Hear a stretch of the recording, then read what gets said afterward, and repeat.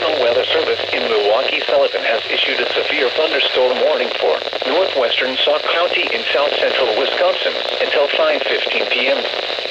At 4:24 p.m., a severe thunderstorm was located near Hillsboro, or 18 miles north of Richland Center, moving northeast at 40 miles an hour.